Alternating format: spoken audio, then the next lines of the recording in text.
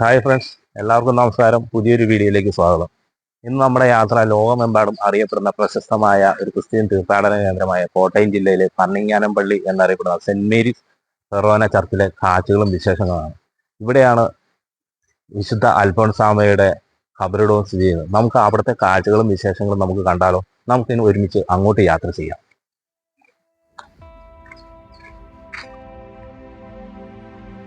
ഇന്നത്തെ എൻ്റെ യാത്ര അതിരാവിലെ തന്നെ ആരംഭിച്ചിട്ടോ. എന്നുവെച്ചാൽ നല്ല മഞ്ഞൊക്കെ ഉണ്ട്. ആ മഞ്ഞൊക്കെ അടിച്ചാണ് ഇന്നത്തെ യാത്ര.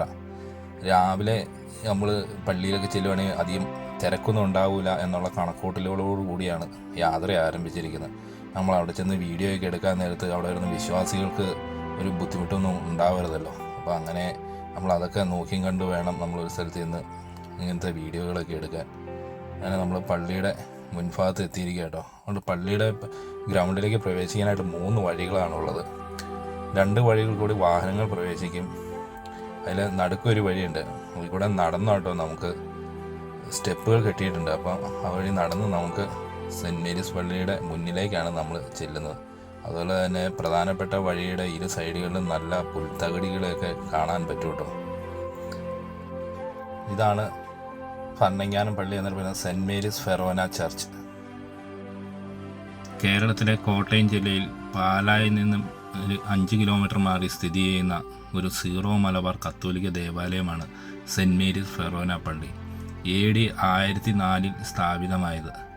പന്നിങ്ങാനത്തെ ആനക്കല്ല് എന്നറിയപ്പെടുന്ന ചെറിയ പട്ടണത്തിൽ സ്ഥിതി ചെയ്യുന്ന ഈ പള്ളി പന്നിങ്ങാനം പള്ളി അല്ലെങ്കിൽ ആനക്കല്ല് പള്ളി എന്നും അറിയപ്പെടുന്നു. ആനക്കല്ല് എന്ന് പേര് വരുവാൻ ഒരു കാരണമുണ്ട്. വളരെ വർഷങ്ങൾക്ക് മുമ്പ് പന്നിങ്ങാനത്ത് പള്ളി പണിയണം എന്ന് തീരുമാനിച്ചപ്പോൾ നാട്ടുകാർ തമ്മിൽ ഒരു തർക്കമുണ്ടായി. പള്ളി എവിടെ പണിയണം എന്നായിരുന്നു അവരുടെ വിഷയം. ചർച്ചകൾ അനേകം നടന്നെങ്കിലും എല്ലാം പരാജയപ്പെട്ടു. ചർച്ചകളുടെ തീരുമാനം ഉണ്ടാവില്ല എന്ന് മനസ്സിലാക്കി മധ്യസ്ഥർ ഒരു തീരുമാനമെടുത്തു. അവിടെ ഉണ്ടായിരുന്ന ആനയുടെ തുമ്പിക്കൈയിൽ പള്ളിക്ക് വേണ്ട മൂലക്കല്ല് കെട്ടിക്കൊടുത്തു. ആന കല്ല് എവിടെ വയ്ക്കുന്നുവോ അവിടെ പള്ളി പണിയും. ഇതായിരുന്നു വ്യവസ്ഥ. ഇത് ഇരു കൂട്ടർക്കും സമ്മതമായി. അങ്ങനെ 1000 വർഷങ്ങൾക്ക് മുമ്പ് ആന നടന്ന് ചെന്ന് കല്ല് വെച്ച് ഇന്നുള്ള പള്ളി നിൽക്കുന്ന സ്ഥലത്തായിരുന്നു.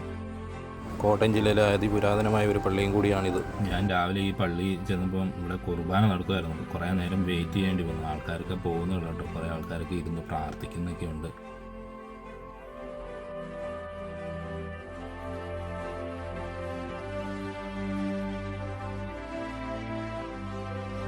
ഈ പള്ളിയിലാണ് വിശുദ്ധ അൽഫോൻസാമയുടെ ഭൗതികാവശിഷ്ടങ്ങളൊക്കെ സൂക്ഷിച്ചിരിക്കുന്നത്.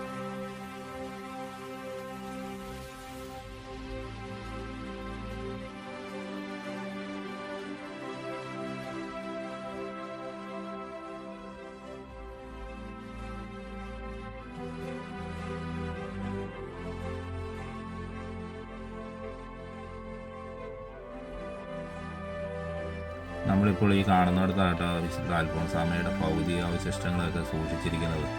അവിടെ അതിൻ്റെ അടിയിലായിട്ട് ചെറിയ ലഘുലേഖയിൽ എഴുതിയൊക്കെ വെച്ചിട്ടുണ്ട്. ഇവിടെ അനേകം വിശ്വാസികൾ വന്ന് പ്രാർത്ഥിച്ച് കടന്നു പോകാറുണ്ട് അത്രേ.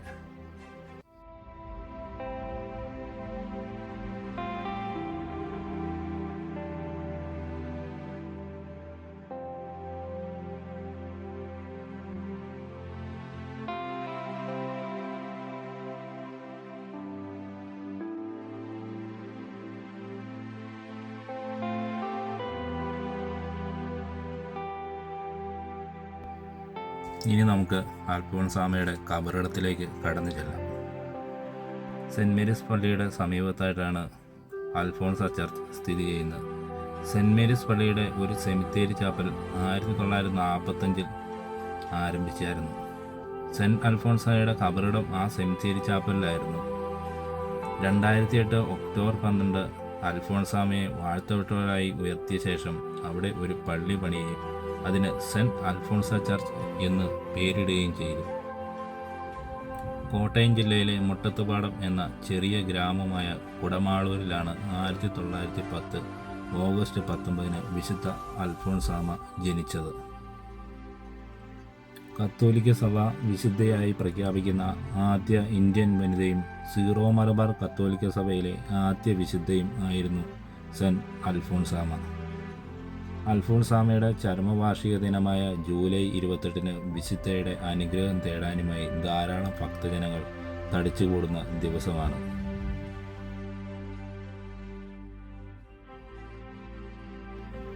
ഈ പള്ളിയിലേക്ക് പ്രവേശിക്കുമ്പോൾ തന്നെ നമുക്ക് അൽഫോൺസാമയുടെ ഒരു രൂപം പ്രതിഷ്ഠിച്ചിരിക്കുന്നത് നമുക്ക് കാണാൻ സാധിക്കും. ഇതിൻ്റെ ഉള്ളിലായിട്ടാണ് വിശുദ്ധ അൽഫോൺസാമയുടെ കബറിട സ്ഥിതി ചെയ്യുന്നത്. ജാതിമത ഭേദമന്യേ നൂറുകണക്കിന് വിശ്വാസികൾ ഇവിടെ നേർച്ച കാഴ്ചകൾ അർപ്പിച്ച് പോകാറുണ്ടത്രേ.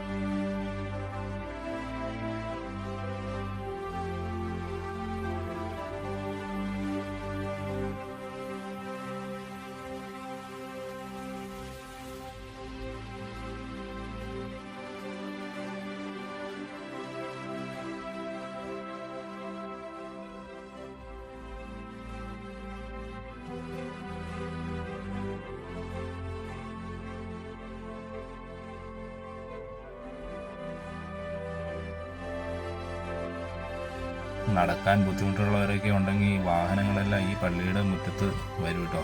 ഇവിടെ ഇറങ്ങിയിട്ട് താഴെ പാർക്കിംഗ് ഗ്രൗണ്ടിൽ കൊണ്ടുപോയി വാഹനങ്ങൾ പാർക്ക് ചെയ്താൽ മതി.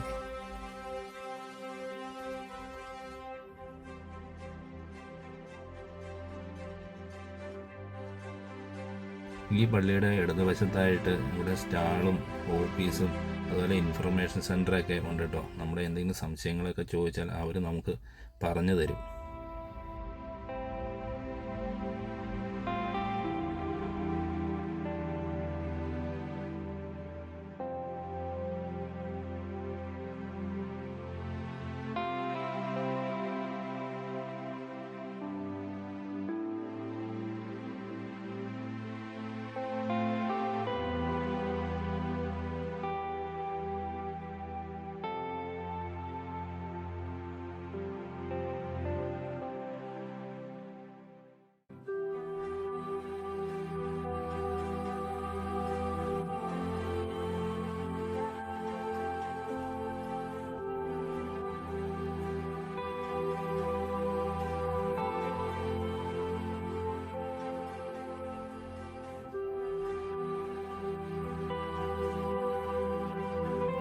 കേരളത്തിൽ എവിടെ നിന്ന് വേണമെങ്കിലും ഇവിടെ നിഷ്പ്രയാസം എത്തിച്ചേരാൻ പറ്റും.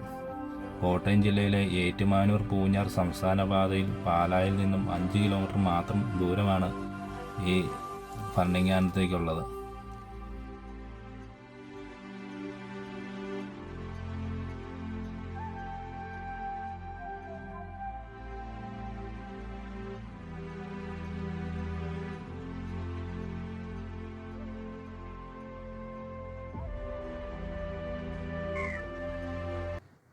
ഹായ് ഫ്രണ്ട്സ്, എൻ്റെ ഈ ചെറിയൊരു വീഡിയോ നിങ്ങൾക്ക് എല്ലാവർക്കും ഇഷ്ടപ്പെടുന്നു കരുതുന്നു. നിങ്ങളുടെ വിലയേറിയ അഭിപ്രായങ്ങളും നിർദ്ദേശങ്ങളും കമൻറ്റ് ബോക്സിൽ ഇടുക. അതുപോലെ ആദ്യമായിട്ട് എൻ്റെ ഈ ചാനൽ കാണുന്നെങ്കിൽ ഒന്ന് സബ്സ്ക്രൈബ് ചെയ്യുക, ലൈക്ക് ചെയ്യുക. അടുത്ത പുതിയൊരു വീഡിയോ കാണുന്നവരെ ബൈ ബൈ.